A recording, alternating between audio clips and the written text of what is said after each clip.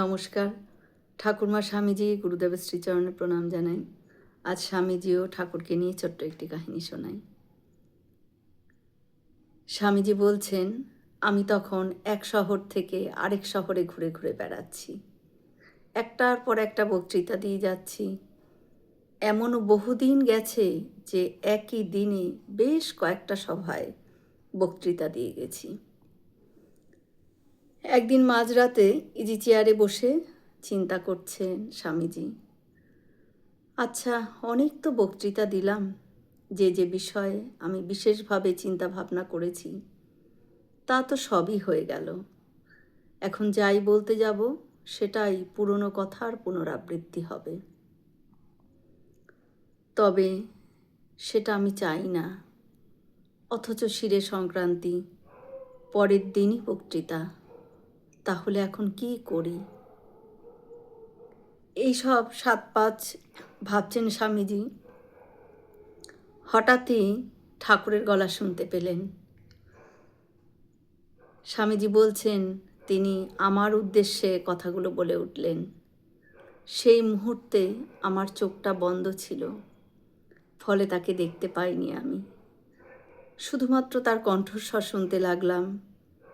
এক টানা বেশ কিছুক্ষণ বলবার পর তিনি বলছেন, এই শোন, এইভাবে তুই বলবি। এর জন্য অত চিন্তা ভাবনা করিস নে। আমি সত্যই ভীষণভাবেই অবাক হয়ে গেলুম। কিন্তু সে যাই হোক, পরবর্তী বক্তৃতার বিষয়বস্তু জানতে পেরে আমি ভীষণ খুশিও হলাম। কিন্তু আরও কিছু বিস্ময় তখন যে আমার জন্য অপেক্ষা করছে তা জানতাম না। জানলাম পরদিন সকালে, যখন আমারই ঠিক পাশের ঘরের এক ভদ্রলোক এসে জিজ্ঞাসা করলেন, আচ্ছা মশাই, গতকাল রাতে আপনার সঙ্গে কে কথা বলছিলেন বলুন দেখি? তিনি এমন একটি ভাষায় কথা বলছিলেন যে আমি তার বক্তব্যের বিন্দু বিসর্গও বুঝতে পারলাম না। ঠাকুর বাংলাতেই কথাগুলো বলছিলেন। যাই হোক, ওনার কথা শুনে আমিও একেবারে আশ্চর্য হয়ে গেলুম। আমি না হয় শুনলাম, কিন্তু পাশের ঘর থেকে উনি কি করে ঠাকুরের কণ্ঠস্বর শুনতে পেলেন, এ আমার আর কিছুতেই মাথায় এলো না।